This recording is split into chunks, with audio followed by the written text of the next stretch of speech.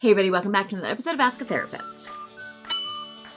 Today we're discussing healthy signs in LGBTQIA+ relationships. So while yes, it is very important to be identifying unhealthy signs in your or your friends' relationships, it's also important to be identifying the healthy signs, because if you've got them, hold on to them. And if you don't, there's ways to work towards them. As you may or may not know, in my real out in the world life, I am a relationship therapist for LGBTQIA+ relationships. And there are some markers that relationships that are healthy tend to have, but they do not look the same way that straight relationships. And while that is not to say that one is better than the other, I think we're doing a disservice to everybody when we assume that healthy relationships and unhealthy relationships look the same, whether you claim an identity within the LGBTQIA+ community or not. So in a slightly particular order, not of importance, but in the order in which I want you to understand them, here are some signs of healthy relationships. The first one we're going to talk about is respect. Respect sounds very easy, right? And respect is very clear in relationships. Do you respect each other? And it's very easy to say, yes, my partner respects me. And when you go deeper within the queer community, there are very specific things that need to be identified within respect. We have talked on this channel a few times about gatekeeping within the LGBTQIA+ community, and it is very real. It is also very real within relationships. Does your partner respect all parts of your identity as valid and true? For many of us, our understanding of who we are is constantly evolving, and your partner should be allowing for space for that and able to affirm that as is appropriate. That's respectful. For so many of us within this community, we have had a lack of respect in our personal lives, in our professional lives, in our family of origin, sometimes in our friendships, definitely for a lot of us in our government. The lack of respect is very clear. And so when you get to a place where you have some respect, it's easy to brush off other things. But respect also means using correct name, using correct pronouns, respecting your partner's desire to stay sober. Substance abuse within the queer community is a very real problem. And when someone decides to get sober, it's a very big deal and a very real step in their lives. There's a need for a respectful partnership there. General definition of respect, just a working definition of respect, if you need to use this, would be, are you loving each other for who you are as a person? Like the essence of who you are as a person, bottom line. Do you respect each other's beliefs? Do you respect each other's opinions? Do you respect the essence of who you are as a person? And do you give each other room to grow and change as that grows and change? We grow and change as people all of the time. Are you leaving room for that? All right, number 2, healthy pace. This is actually very simple because it is somewhat about consent. Are things moving physically, emotionally, and commitment-wise at a pace that everyone is comfortable with? Are we checking in regularly to make sure that pace is comfortable? For some people, the pace that you need may change day to day, and that's okay. Verbalizing that, being comfortable to verbalize that, having a partner that's checking in regularly, those are important things, and those should not be awkward conversations. They might be at first because setting up a way to have those conversations can be hard. But setting up a safe way to have those conversations together is really, really important for the health of your relationship and for the safety of everyone involved. The speed your relationship moves at should feel not just safe, but like enjoyable. Like it should feel good for everyone involved. Number 3, equality. This is something that has shown up in a lot of other videos, so I probably don't need to go into this a ton if you've watched these other videos. Equality and balance in a relationship is essential if you're going to have a healthy relationship. And this is hard within the LGBTQIA+ community because there are so many stereotypes out there that lend to inequality and an imbalance of power within the relationship. When somebody is just coming out and they get into a relationship with someone who's been out for a long time, there is an imbalance of power. If it's not named and dealt with well by everyone involved, there's not equality there then. That's not to say that someone who's been out for a long time, so just coming out, can't be in an equal relationship, but it has to be discussed, named, intentional about equality. Unfortunately, so many stereotypes that we have for people within our community, the names that we give people, all those labels that you're thinking of when I say labels within the community, those bring with them an assumption of dominance, submission, leadership, following. Like they have an imbalanced dynamic kind of built in a lot of ways. Equality is essential once you're in a relationship. That's not to say you can't embody any of those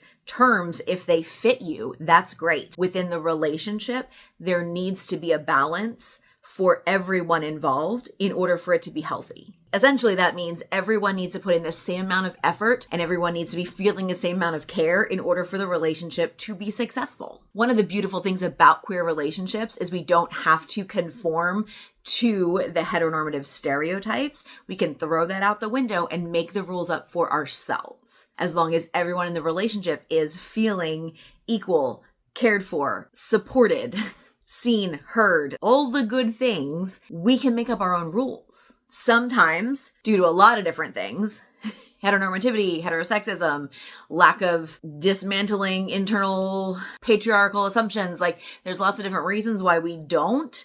But a lot of times when you see an unequal balance within a relationship that is a queer relationship, it doesn't feel great to everyone involved because that imbalance of power, that's not comfortable. Like that's not a great feeling for everyone involved, right? Next one is healthy conflict. This is a fun one for me. This is one that people don't love because very few people have seen this modeled for them. Conflict in a relationship is not bad. Is conflict dealt with in a non-judgmental way? Is it dealt with in a way that everyone walks away feeling heard, understood, and on the same page about how they will deal with that situation in the future should it come up? That is how you deal with healthy conflict. Everyone walking away feeling respected, everyone walking away feeling like their identity was valued and seen and not taken jabs at, right? We're not calling each other names. We're not yelling. We're not walking out on one another or avoiding each other or chasing after each other. We're not falling into our anxious or avoidant attachment styles. Like healthy conflict is actually a sign of a healthy relationship. When conflict is healthy, you're dealing with the problem, like the issue, the misunderstanding, whatever. Each other is not the problem. The thing is the problem. So like even if there's a miscommunication, the miscommunication is the problem. So we're not like, you never hear me correctly or you never say things right. This miscommunication, this knot is the thing that needs to be dealt with. So how do we untangle this knot in a way that knot doesn't have to happen again?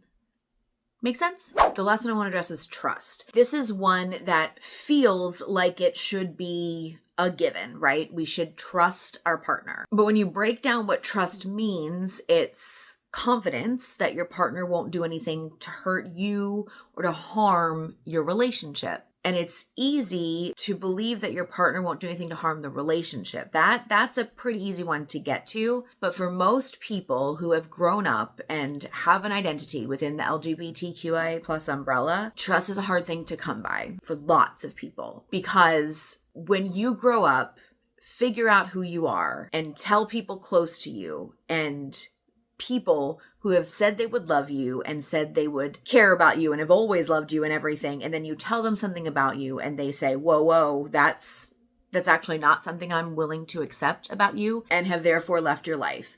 It becomes hard to believe that other people who enter your life are going to have your best interest at heart. That's just how it works. So trusting your partner is actually harder the more instances you've had of that happening in your life, just for being who you are, because your partner should love you for who you are. And if you've got a string of people in your life, parents, friends, siblings, church members, other religious organization members, other people in your life who have said that they love you unconditionally. I'm not talking about other partners.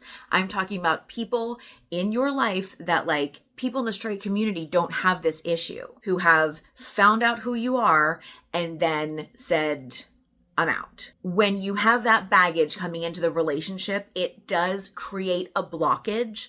in how much you trust your partner to actually have your best interest at heart and not do anything to harm you. For many people, it does create in the back of their mind, there is a line after which I will no longer be acceptable to my partner. And that is something that most people in a straight relationship don't have to worry about because they don't experience that betrayal, that denial of who they are, that rejection in the same way systemically the way that people in the queer community do.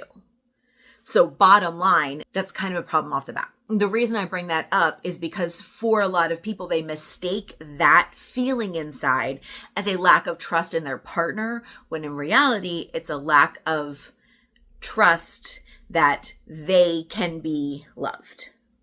If you find that coming up in your relationship, that is maybe a sign to think about working on that because that will be a blockage in your relationship at some point and can become a problem on how deeply that trust can be there in your relationship. And trust is a very significant piece in having a healthy relationship, which is why I say this for last, because I want you to understand that it needs to be there. And this is one of the reasons that it might not be there. There you go. There are some examples of healthy aspects of relationships in the LGBTQIA plus community. Make sure you tune in next week. We're talking about, okay, I have internalized homophobia. What do I do with it? And that's it for today. Thank you so much for being here. I will see you all next time. And until then, take care of yourselves and each other.